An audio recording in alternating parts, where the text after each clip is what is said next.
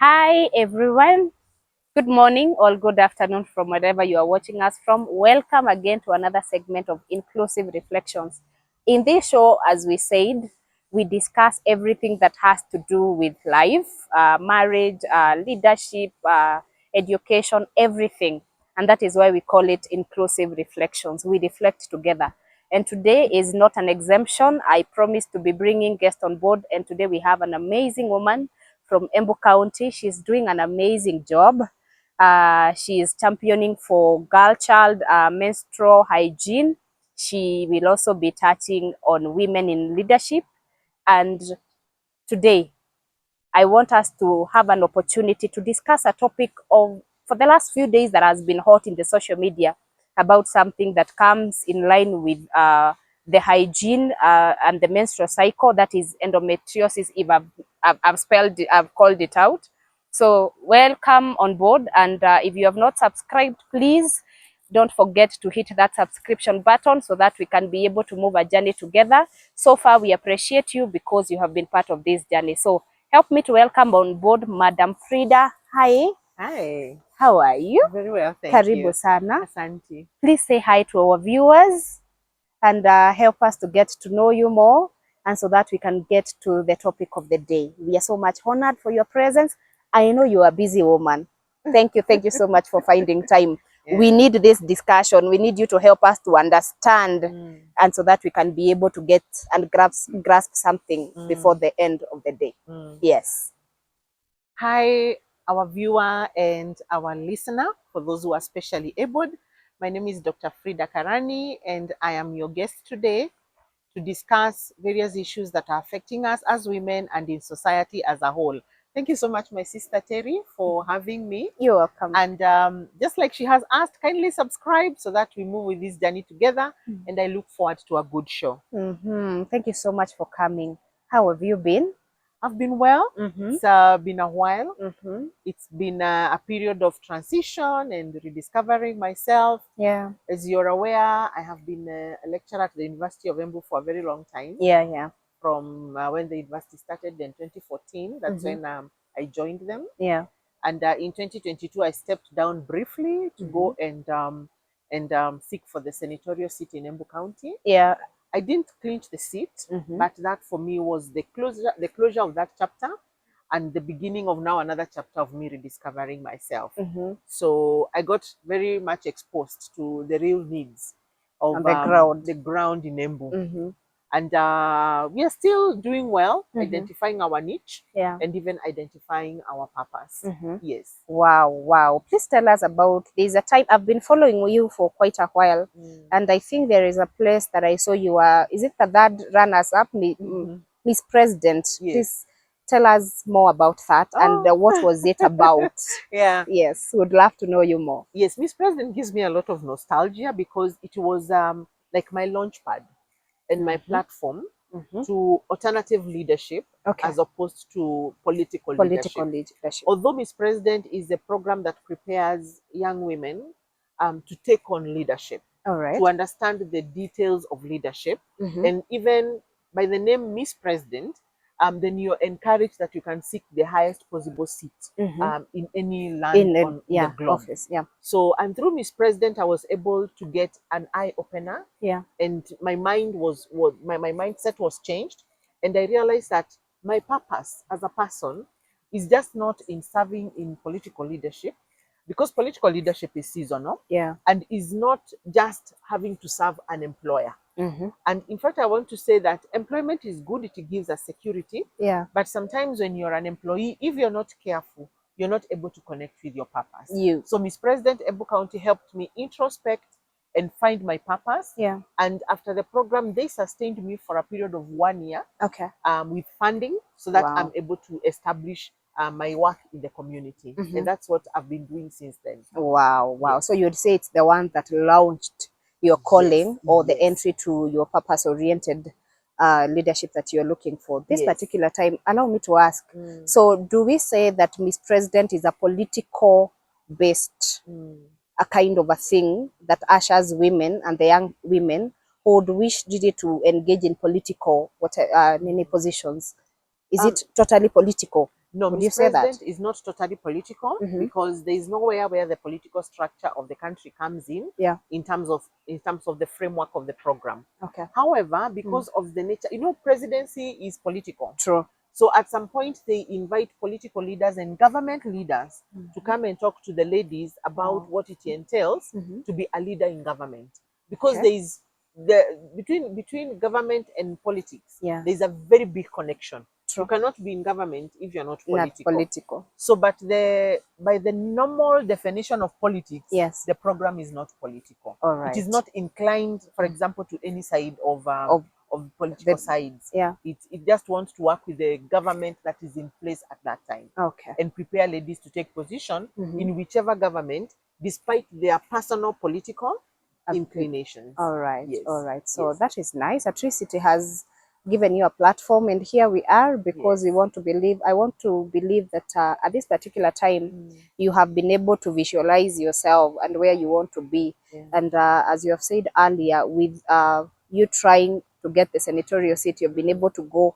Unaenda pale chini ambiangwa mambo kwa ground tofauti.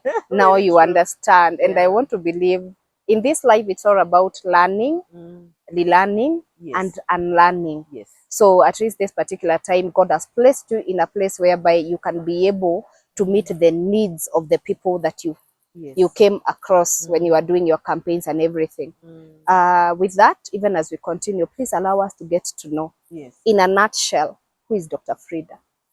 Dr. Fridah, where was she raised? Where she grew up? Yes, I think we would love to get to know you as we get to our discussion. I was born and raised in Cameo, and I schooled in Cameo Primary School and went to Ngovio Girls for my secondary school. After that, I went to Catholic University for my bachelor's. I went to Kemu for my master's, and I went to Jomo Kenyatta for my PhD. So from there, I was able to practice as a field officer. I started as a field officer. Okay. We founded the Faulu Kenya in Embu County, and I grew professionally through very many organizations, NGOs and private organizations and cash-based organizations. Yeah. The climax of my work has been at the University of Embu, where I taught for 8 years. Okay. Today, I describe myself as a very ambitious and fearless advocate of women empowerment, of girl child empowerment, and of youth development. Because when you talk about the youth, you talk about a group that is between 18 and 34.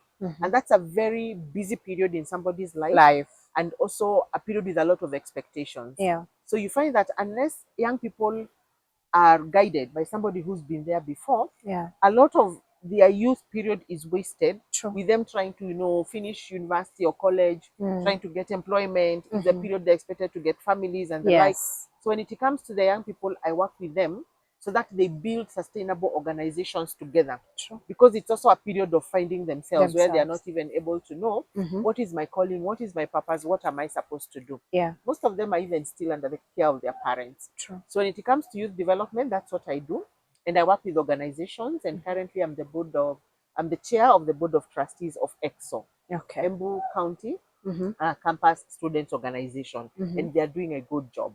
When it comes to women and girl child empowerment, I do menstrual hygiene, because when I left the university, I had an initiative called SITMAP. SITMAP stands for Stitch in Time, My Africa Project. And I would encourage people, when you feel in your community you live there is a need, it's good to find an initiative, give it a name and package it, because that also helps with fundraising and reaching out to partners. All right. And so SITMAP was going to look into the well-being of the elderly women, especially if they are widowed. Yeah. It was going to look at the welfare of the women who are women living with disabilities. And then it was going to look at the matters of children and involving children in environmental activities. Okay. So I founded it when I was in my youth. But when I exited my youth, I gave up that organization to somebody else who is a young person to run with it and continue with the partners and the networks that we had established for it. I founded Optimal Woman, and that is the baby. And Optimal Woman is the one that now deals with issues of women empowerment, menstrual equity, we call it menstrual equity. Gender equity, greening our cities, like the environment we are in. this should also be replicated in our towns. Okay. And we do this through bamboo afforestation. Mm-hmm. So that is who Fridah is. Mm-hmm. And I know many people see me doing a lot of things out there. And I want to say that, again, because of who I am, Yeah. how I've developed in character and the values that I carry, Yeah. you're able to get partners to walk the journey with you, because ni ngumu sana kupata partners True. to support you if your character is questionable. Sure. I would also want to highlight the fact that having been in politics, which is, I think, a topic for another day, Terry. Yeah, that one is a long one. And how you maneuvered to even get to that, trying the city, the senatorial seat. If you're not careful with politics, your values, it can change your name, it can change your values, because right now that's something that I'm also working on, trying to rebrand myself and tell people, hey, Fridah has something to offer. Mukiona Fridah, musione tu politician. Fridah is a social worker. Fridah is somebody who can mentor young people. She's been with them in university for over 10 years, because before Embu, I was in Mount Kenya University. So, yes. So you have to really rebrand yourself very quickly, and it's not easy. Can imagine. So that is who I am. Yes. Wow. I've followed your story, and I've followed your passion for the menstrual equity. Let me ask you, why the name menstrual equity? You know, in Kenya, and Embu is not any different. Because of the poverty levels, and us being a developing country, you find the issue of sanitary towels among girls and sanitary hygiene and menstrual hygiene is not very well known. A girl, when they go to school, their interaction with menstruation is in a science class or a biology class. But after that, there's so much that goes on within a girl, socially and psychologically, that is not taken care of by the curriculum. So you find that because of being menstruators, girls undergo a lot of stigma. They are very shy about who they are. There's a lot of taboo around shedding of blood. So you find that when girls reach the puberty and they start menstruating and their bodies start changing, instead of a girl being very outgoing, they retreat. They become shy. You find, for example, a girl who is not able to be in school for 4 days a month when they are on their menstruation because they cannot afford a sanitary pad. So we came up with that program of menstrual equity, which simply says we want to give a girl that which they don't have, so that they are able to be lifted. Maybe I take this opportunity to explain the difference between equity and equality. Equality is exposing us to the same opportunities. Like when we say every child should go to school, boy or girl, that is equality. But when you go to the school now, you find that there are still other children who have special needs. So now this child, you try to bring them up by giving them what they need and what the other doesn't need. And in our case, this is the girl versus the boy. Because the girl now needs the sanitary pad to be able to come to school feeling very confident. And you know, my sister Terry is very interesting because this issue of menstrual equity has also gone to the workplace. Because there are women who are not able to give their best at the workplace because of issues associated with menstrual equity, menstrual hygiene, and the accessibility of menstrual products. Yes. Wow. I'm looking at a situation whereby in the current society that we are living in, there are so many medias whereby people can get information. And it's not like when we were growing up. I'm not that old, Daktari. But I remember when I was growing up and I started my menses, I was in Kangaroo High School. And this is a topic that I could not have brought it up with my mother. My mother is my best friend right now as we talk. We are very close. But even now, there are things I cannot discuss with my mother. And I'm a mother myself. But I'm looking at the way we were parented in terms of us having conversations regarding the menstrual cycle, regarding sex, because sex right now is not a topic that we're gonna say it's a taboo. You know, you're not gonna speak to your children about it. And I'm like, what is it that we are supposed to do to be able to bring up this girl child that is from a less privileged family? Because I think we just assume that they are okay. But yet when you go on the ground, as I had shared earlier with you, of a girl that inboxed me the other day, and she's like, I'm not able to go to school, I cannot access pads, I live with my grandmother. But at the same time, we tend to feel as if everything is out there. So where is the disparity? What is it that, where is the discrepancy coming from in the position of being able to ensure that the girl can be able to access these pads? You, where was your passion born in all this? And what has been your discovery and the journey been like since you have been able to go on the ground? I've seen you go to high schools. I've seen you giving these pants to girls. Yes. Please, let us know much more about that. The issue of menstruation, Yeah. when a girl receives her periods, most girls do not know what is happening to them because they only have theory. That is the story that I've gathered from girls and from teachers and even from caretakers. Yeah. That one day you just be a girl, you got to 13, and then one day you just go to change or to do your things and you realize you're shedding blood. And So bearing in mind, sorry, yes. it's not even 13. Nowadays, are they not even starting their cycle at Yes, at 10. 10? 10 years. 10 years is a grade 5 child. Yeah. Grade 5, grade 6. Wow. Because of our lifestyle, what we are eating and the way we are living. So children are maturing very fast. Their hormones are picking up very fast. Okay. So then I realized from testimonies of girls telling me that when they received their periods the first time, they didn't know what was happening. So, but you ask them, but you are taught in school. Then they say, but you see, school, once you do the exam, you forget that it was a real issue. Yeah. And then, of course, because of not understanding what they are going through, because of fear, because of shame, you know, like, blood inatoka wapi, Sure. they are not able to tell their parents. Yeah. For those who tell their parents or their mothers or fathers, for those who are very close to their fathers, or maybe their father is a single father, you find that their habit now is normalized to the buying of pads. However, in most families that we work with and most children that we work with, if a parent goes out for kibarua, let me give an example of a single mother. Okay. They go for kibarua. Yeah. They come back with 150 shillings. The decision has to be in that household.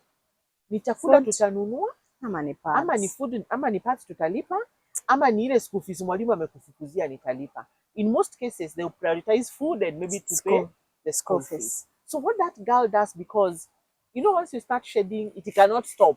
You cannot postpone it. Yeah. Whether you are sleeping, annoyed, happy, it just has to come. Yeah. The girl will go and possibly share with some young men or some old men, maybe an uncle out there in the market. Yeah.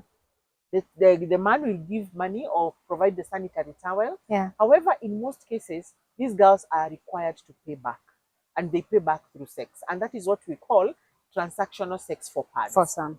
There's also somewhere we have the analogy of work for pads for girls. That if you're coming to get a sanitary towel from me, I ask you to lima my shamba, which now again translates to child labor. Sure. And what this means is that continually this girl, at least every 4, 5, up to 7 days in a month, they are not attending school. Yeah. Which translates to about 84 days in a year. 84 days in a year is 2.5 months of a girl not being in school. So that story touched my heart, and I said to myself, I've never had to struggle with accessibility of a sanitary towel.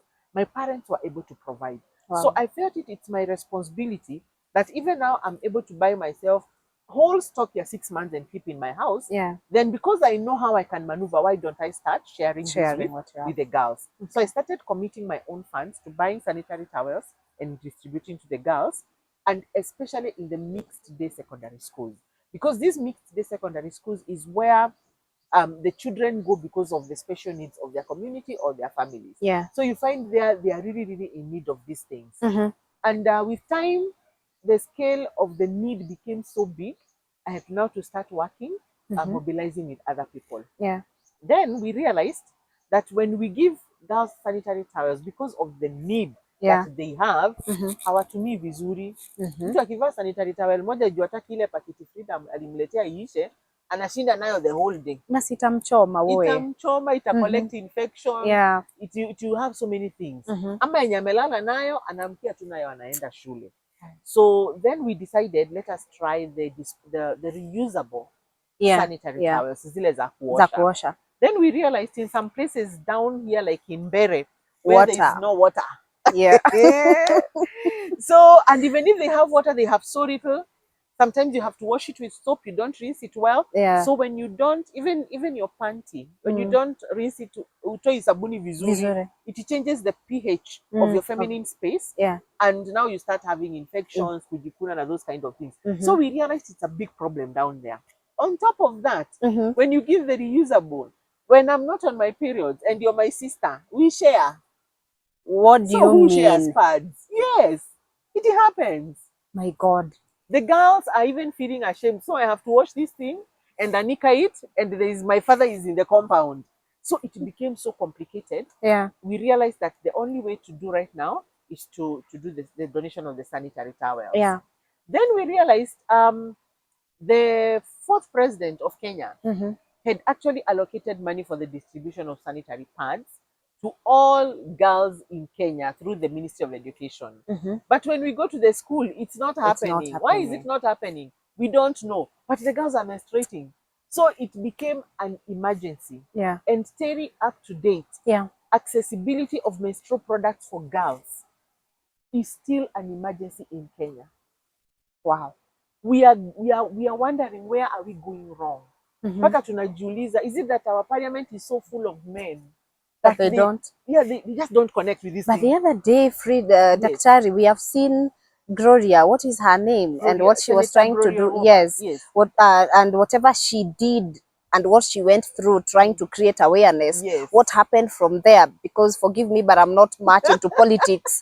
And I would want to know, did it bring any impact after whatever she did? Because I'm in Nairobi, I've seen billboards of her all over. Did it attract any attention to donors or people that were willing to walk a journey with people like you that are willing to put their money, to get their money out of the pocket to be able to sustain a girl child in school? Yes, Gloria Roba, Senator Gloria Roba, and I want to just give her hands up for what she's doing. Yeah. And we are working with her also. Wow. But through a collective that took me on called the Nguvu Collective. But you know what happened to Senator Gloria after she did that in Parliament? She was thrown out. Yes, I saw the way it was. But her zeal and her understanding of what menstruation is could not stop her. And that's why we women, we stood with her. Yeah. Right? Then she drafted a bill I saw that has taken a whole year in Senate without the first reading. So this struggle is all over. Ukikuja kwa ground community, hakuna sanitary pads. Ukienda police level, these things are just not being prioritized. But I want to take this opportunity and just call upon our men. Yeah. Starting with our leaders, our policy makers. Yes. Starting with my own MP, Honorable Mukonji Gitonga, and our MPs in Embu and the MPs in Kenya. Yeah. Kindly prioritize the menstrual equity policies and bills so that this matter is stabilized in Kenya. Yeah. The girls are suffering. I have a campaign that is currently going on. It's an online petition that every constituency should establish pad banks. And these pad banks should not be over-politicized. The politicians can be patrons, but the structure needs to be in such a way that it is not over-politicized. Okay. Because unless we get it right on top there, we continue mobilizing. And you know, Terry, nitakuja kwako nikwambie unipe pad this month, next month, the other month you also nitachoka. Yeah, I know. Kwani ujui utapata una periods zinakuja ama zilikwambia zitahama? I know. Donor fatigue is real. True. You go to the men, when I mobilize from men, most men, they ask me, I get messages back that, what about the boy child? So these men, there's so much to be done. These men still don't understand. I've seen it, and even as I asked you earlier, there's a group that I saw, and someone was saying, please, Daktari, if you decide to give a girl child a sanitary, please carry with you a boxer and give to the boy. You know, I looked at that statement and I was wondering, do we really understand what we are discussing? Do we understand the effect the menstrual periods brings along when it comes to that moment for a girl child? Because I'll tell you for sure, Fridah, there's something that my life where I am, I'm not where I want to be, but I thank God for the steps that I've made so far. And when I finished Form 4, I come from let me call it a humble home. Tuseme tu hivyo. Mhm. And we stayed there with my mom, and I was looking at myself struggle to get sanitary towels, and nimemaliza form 4. Sasa nikakaa nikajiuliza, now what next? So tutakaa hapa nianze kudepend on mom. Fine, she doesn't even have money to take me to college. Yeah. And I feel like I want to, but at the moment, do I take panga, you go lima for someone so that at least they can give you 100 bob, 200 bob. I sat down, then an opportunity presented itself. There is a friend of my mom. My mom is a business person. Yeah. So there's a friend of hers where she used to get mandizi that she used to take to soko. That's how our mother has raised us, and I honor that woman. She knows that. And one of the customers that my mother used to buy from, if I'm right, the son who lives in Nairobi needed a house girl. And my mother came, suggested, and I'm like, by the way, she's having a good idea because hata sikuwahi fika Nairobi. So nasemanga, I went to become a house help for 2 things. To be able to freely access sanitary towel for myself and get away the shame, because singeipata. Yes. You know, as you're saying, ameenda soko amepata 500, there's school fees for 4 children, there is a lot that has to be provided for. Yes. And she's overwhelmed herself. So you see, she would really want to give you. She would really want, because no mother would want her daughter to go maybe with a stained dress. No mother would want her daughter to go borrowing pads, just that they can't. And I remember that's how I started my life. I went to Nairobi and I was employed. I was earning 3,000. That was back in 2009. So I'm just saying, to just interject on the point that we are discussing, as much as men really want, we are talking also about equality when it comes to giving boy child a chance and attention. They should understand that menstruation, when it comes to a girl, it's not something we're gonna achieve. We are equal, men and women. We will never be. Yes. There's nothing that a man or a boy goes through that can equate to menstruation. So what we do and what we advocate is the men watupatie space na watu support. And what we do when we are doing our menstrual equity campaign is when we give the girl a pad, the best you can do to a man or a boy is give them education. Because it is these boys who even laugh at the girls. True. So we just give them education. And then when they near their exams, now we can put the girls and the boys together and we give them pencils and rulers and books, and the girls get panties and girls get boxers. But like I'm telling you, Terry, it is overwhelming because all these things need to be bought. True. Right now, during the Menstrual Hygiene Day on May 28th, I led a campaign in Nairobi for Nguvu Collective Change Leaders to call for the reduction of tax. Hii tax iko Kenya inakuja mpaka hapa. So this pack of near pads can go for 65 shillings. Yes. But you know the normal pads that are in the market circulating all over, they can go to 90, 100, 120. Yeah. So for us, we are even calling that these products should be tax exempt. True. If you go to every public toilet, there's a condom. A condom is choice. True. A man chooses whether to use a condom or not. Or they agree with their partner. True. Menstruation, hakuna kuagree ukuje ama usikuje. That's it's a way of life. Yes. If condoms are given for free, can we have sanitary dispensers for free? But you know what is interesting? The other day I was doing research on how we got here with the free condoms. And it's been, I think, the first campaigns, kuna wimbo ilikuwa inaimbwa Sema nami. That was done 16 years ago. But then I was saying, menstrual equity can't wait 16 years. True. Every day there is a girl joining puberty. Every day there is a girl starting her menstruation. It cannot be treated like these guys let us campaign for as long as we campaign to get free condoms. It cannot happen. These girls, because of their menstrual health and menstrual hygiene issues, they are even suffering endometriosis. And endometriosis is now becoming, all cameras are on it because it's associated with menstruation. But when it begins and when it needs diagnosis, kwanza tunaitreatingi kama hizo ni cramps. It's normal pain to have pain during your menses. Fridah, let me tell you the truth, Yes. without me being exempted. Yes. Right now wa Kenya, nimesikia mpaka kutamka jina ni shida.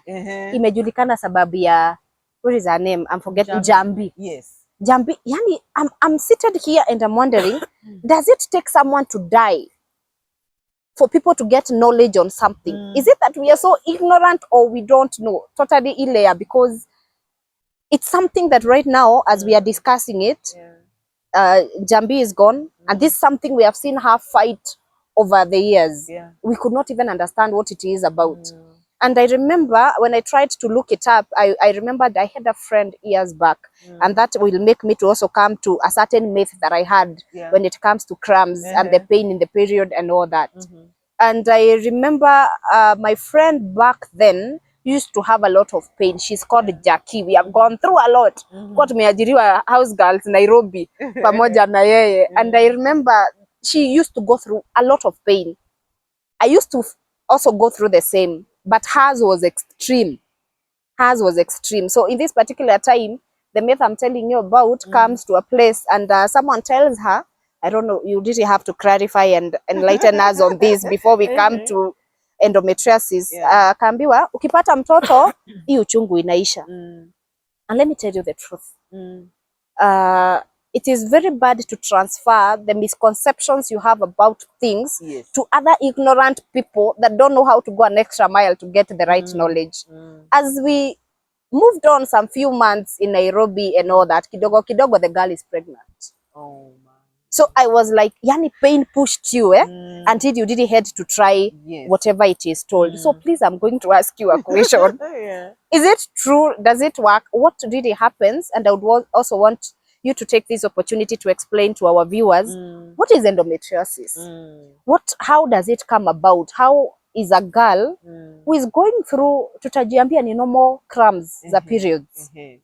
And that reminds me, there is one of my assistant just the other Juicy, she came and told me, I'm in a lot of pain. I just want you to give me permission to go home. And I was like, what's the problem? I'm on my period. So I asked myself, I'm mentoring you, right? I cannot just exempt you to go home because of something that is part of your life. Because huwezi sema ati kila wakati unaenda nyumbani. So what will happen? I know. So please enlighten us more about this myth, because maybe a girl will watch this or a mother is watching this and is maybe unajua wamama huongea. The good thing with ladies talk. Maybe kuna mwenye ashaimwambia nilipopata wangu, you know. And I'm looking at this generation, tumesema periods watoto wanapata hata wakiwa 9-10 years. And that means your body has matured up. So that means a small mistake that yenye ni ya kujaribu utajipata.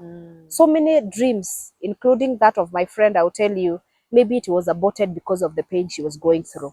This is something that has even taken a life, Jambi's life. This is something that the pain of a father losing a daughter, he is no more. Would you please tell us how to go about it? What is this? Because ninajua tu kwanza men wanasikia tu endometriosis hawajui. And again, we have cases right now, single fatherhood has become, fathers are raising girls on their own. What would you also be your advice on them? Do kama mimi, nobody showed us how to put a pad in your panty, how it's, please. If we have time, we should demonstrate with this. Now, endometriosis is more in the medical condition, more like a gynecological and obstetric condition. Because it involves the reproductive system of a woman or of a girl. But in a nutshell, endometriosis is when the uterine walls are not able to cramp to constrict enough to remove all the blood that a girl is supposed to shed. So what happens is that this blood starts going back to the walls of the uterus. It may find itself in the back into the body. It can clog lungs. It can clog arteries. So that's the simplest condition, the simplest explanation of what endometriosis is. Now, endometriosis comes with a lot of pain. And because cramping or the squeezing of the uterine walls causes some pain, most people will dismiss endometriosis as cramps. There'll be that confusion. So that now, even when it needs attention, somebody just goes and takes Brufen. Ama ibuprofen. Wengine hata kuna sindano hata watu kwa chemist wanadunga these girls And for me, actually, I'm not for it, because when you start introducing hormonal and pain injections in a girl's body, then there must be something you're camouflaging. Because pain is the language of the body to say, I'm not okay. I'm not okay. Kindly get me checked. So endometriosis is something I would say is normal to have pain, but unajua uchungu ya cramps na uchungu, somebody is supposed to really differentiate. So for me, I think what we can do as a county and as a country is to get medics to conduct sensitization to the girls, to parents, to the whole population. And I would want to charge this to the Ministry of Health, starting with our Department of Health here in Embu County, to ensure that girls and women understand what endometriosis is. Because this word is out there and people need attention and knowledge for it, so that we are able to handle it. And I would pray, because of how intricate menstrual hygiene has become, if these checks can be made free, it would be very, very key, so that we don't lose another life. One life is too many alive to lose. You cannot say wakikufa 5,000 ama wakikufa 50 ndio tutatake step serious. We can't do that, Terry. So that's what I would advise that be done by the government, because it's a medical condition and it can be misdiagnosed, which I think is what now can cause even a lot of problems when it's supposed to be treated as we are busy taking ibuprofen. Then you've mentioned the issue of the fathers. And I want to say that fortunately, the population we have today is not the population of yesterday. But at our siku hizi si. So right now, fathers can pick conversations with their daughters, so that these daughters don't go to have conversations with other men. True, boda guys. Na tuna ubaya watu wa boda, please.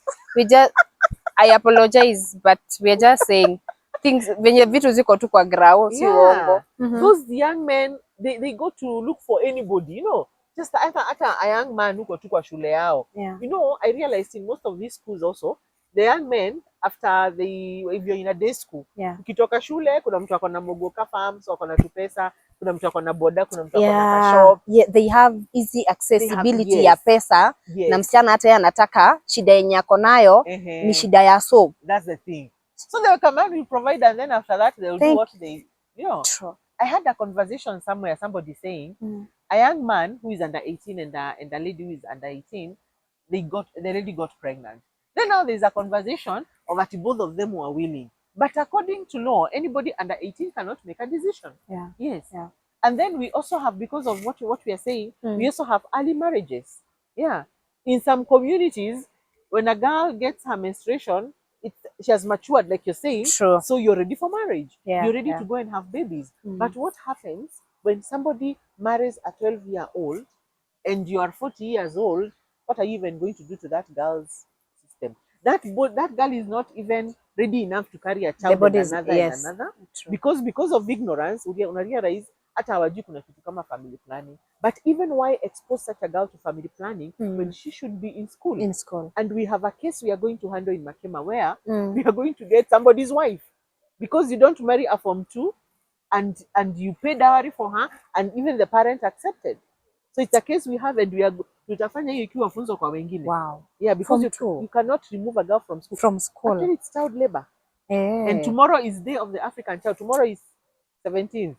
No, it's 17. Okay. So we want to tell our men, be serious about our girls. Nurture these girls. Discuss with them these issues. Ask them, how do you handle these things? For me, I remember when I was growing up, because my dad was my mom was working, but my dad was very close to us as his children. Me, nilikuwa naitisha, if I'm supposed to ask for 2 books, I ask for 3, but the third one is a sanitary towel. But today, because of how things are, girls and men and their fathers should feel free enough to discuss those things. In fact, ningependa kuchallenge the man who is watching us today. Can you just go to supermarket today and buy a pad, take to your wife, take to your daughter, and see how they respond? Because again, our men are our leaders. So can you also lead these conversations so that our work is easy? I hope they hears you, but because at the end of the day, there is something that I've learned with the social media and the generation that we have. If we don't tell them, if you don't find time daktari in your busy schedule to talk to them. Wataongeleshwa na social media. It's true. And let me tell you the truth, if there is somewhere that I am not really very present and all that, unless if I have time, mama, I'm going through something, TikTok. TikTok has all kind of teachers, trained, untrained, my goodness. So please, I know that we are very busy trying to run with the economy the way things are, but it is also good for us to be present in our children's life, because again, we cannot raise the children that we have. I think Daktari can bear with me witness. We cannot raise the children of this generation the way we were raised. Yes. Fridah, yeah. My mother growing up has never asked me whether I've done homework. Actually, there's a day I shared a photo of me carrying napier grass, and you know, people thought it's a joke. No, mpaka kuna mtu alisema nimepata wife material. I laughed because that moment to me is very magical, because my dad got stroke 5 years ago. He's bedridden. And I thank God we have him. We thank God that we can converse, and even if he doesn't walk and need or anything, we thank God he's there. But that moment was very magical for me, because it's the last moment, it's the last house chores I can say I remember doing with my father before his illness. And I'm looking at the way we were parented back then. Mama hakuwahi tuuliza maybe wewe ni wakamio mko karibu na tao, lakini si wa ushago. There was no vocabulary like homework in my mother's or my father's. You had one idea what is that. Is we have taken you to school, it's for you to figure it out. Fridah si mara moja ama mbili. Tulienda kuamka usome ati unaamka ile ya 3. Because after my 2 years in Form 1, Form 2 in Kangaru, my mother could no longer raise fee for Kangaru. Someone was there telling me I should share my story. Nikamwambia mine is for another day. You should give me a chance. So, I host you. I host the hoster. Or is it hosting the host?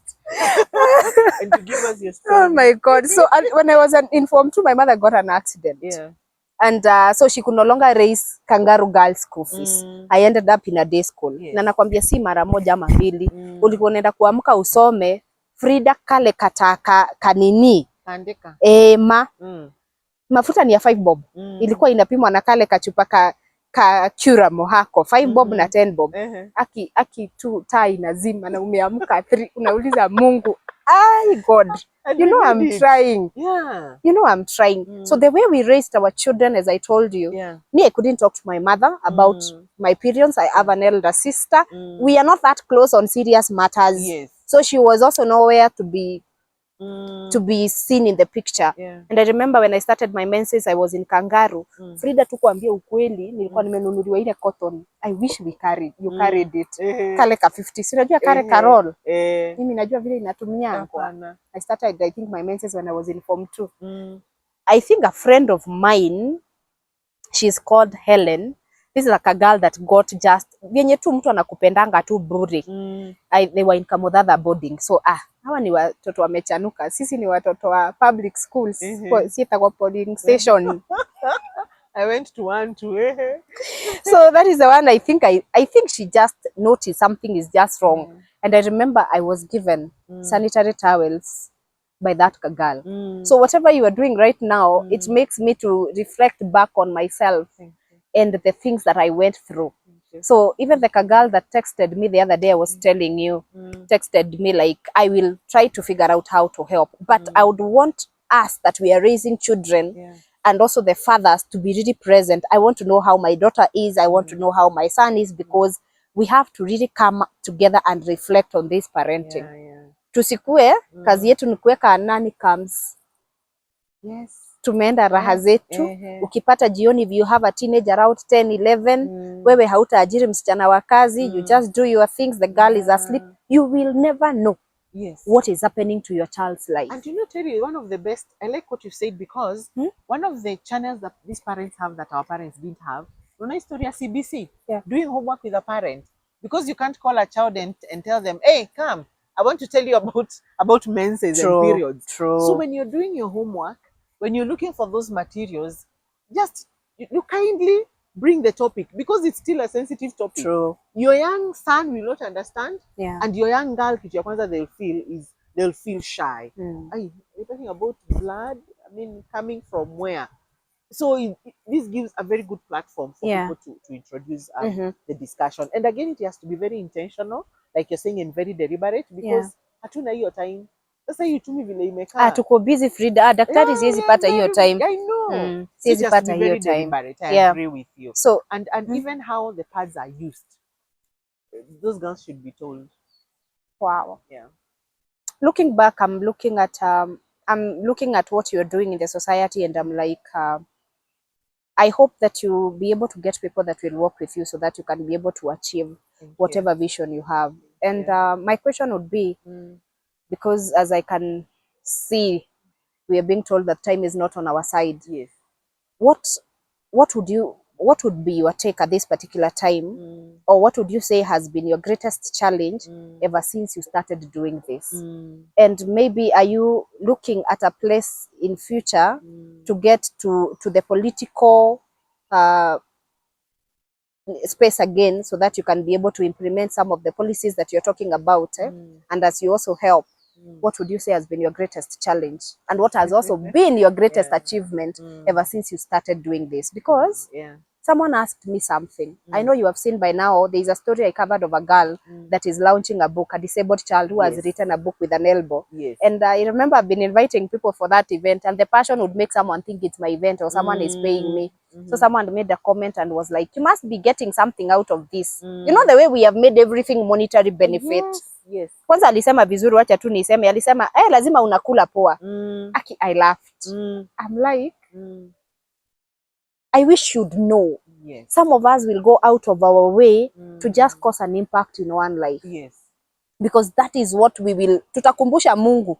God, I did this, and I've walked with God several years to know that He's a God that will continue to affirm your steps as long as you are accomplishing, you have agreed to obey. Sometimes whatever you are doing, utafika mahali unaona ni kama, by the way, story, people will misinterpret you, my dear.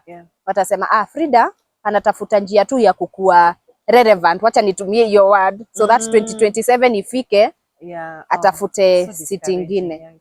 But you're looking at some of the things that you're solving. Someone is in a position to solve them, yet you're doing nothing.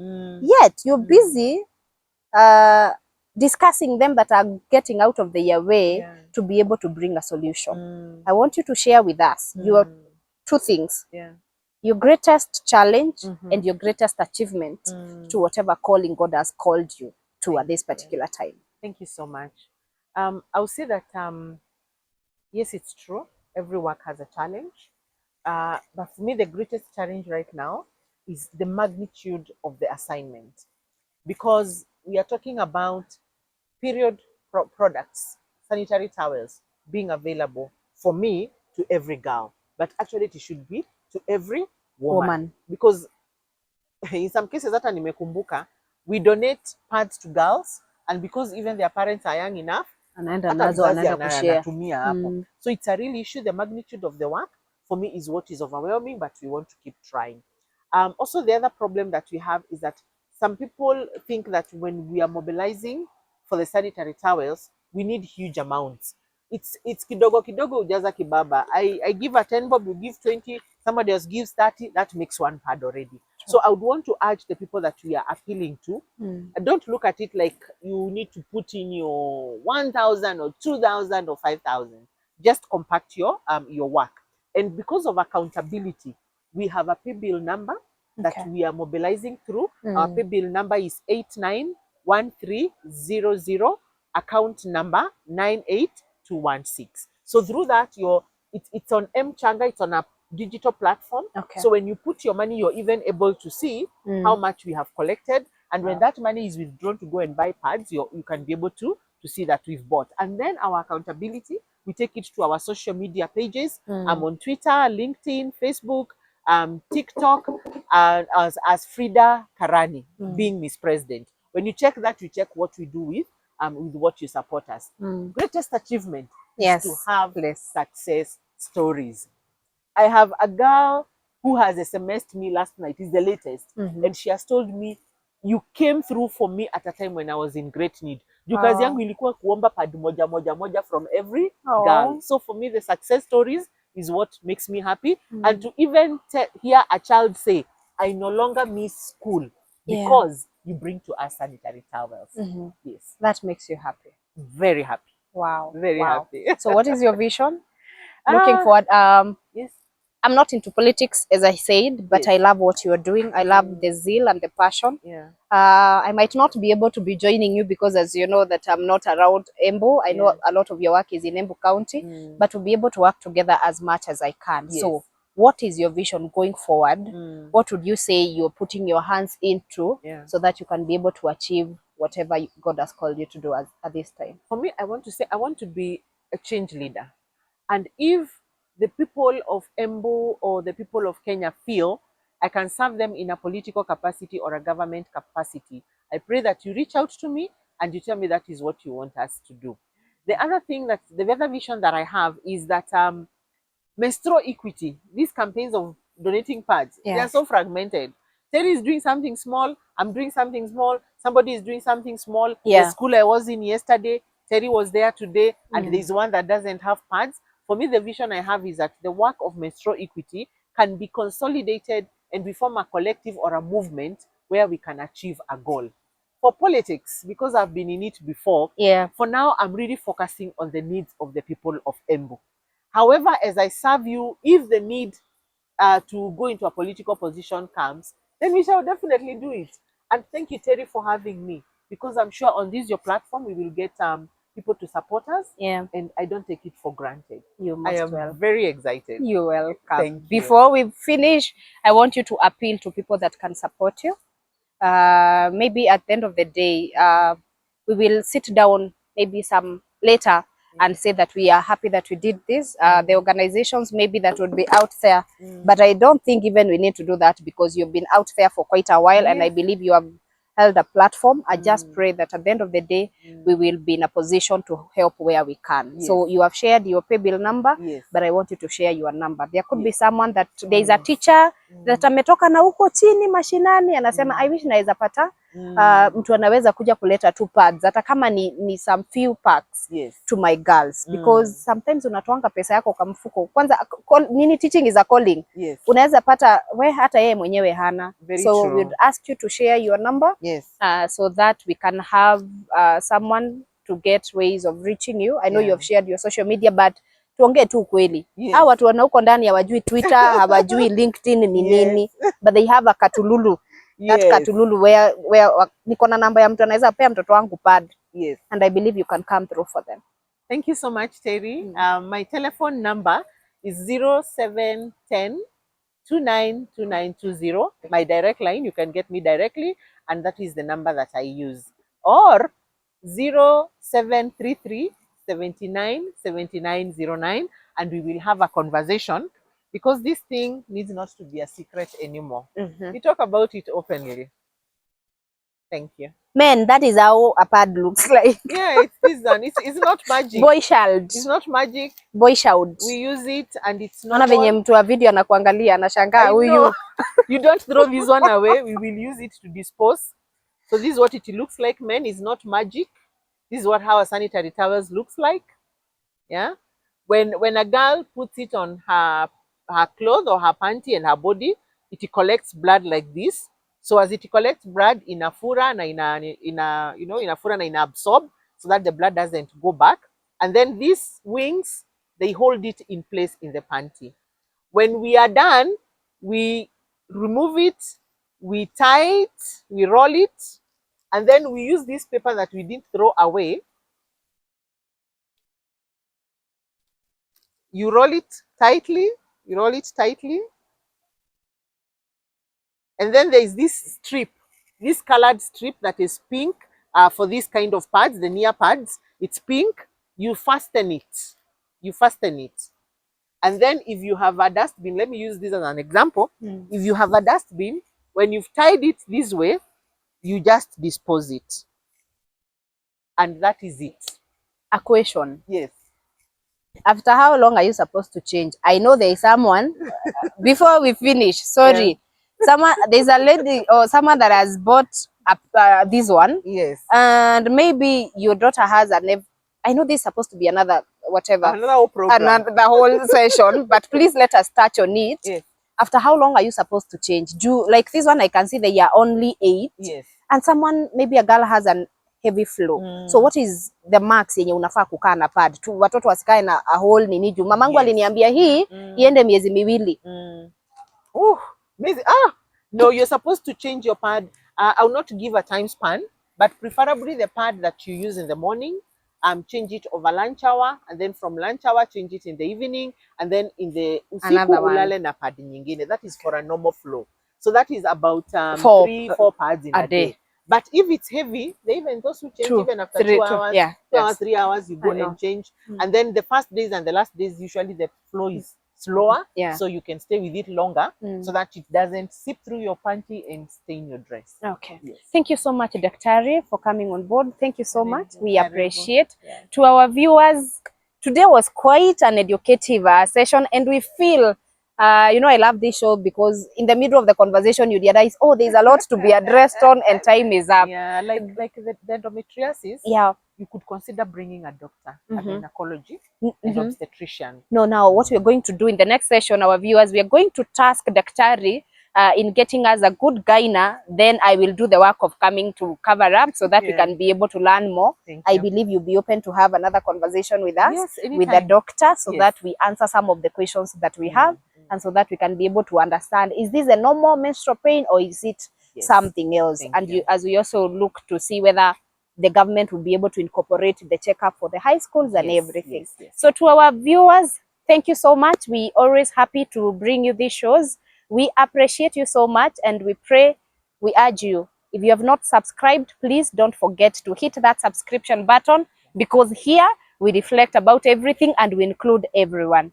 At the end of the day, it's all of us growing together. For agreeing to be here, God bless you so much. Until next time, keep it inclusive reflections. I'm your host, Terry Sami, and thank you. Thank you so much.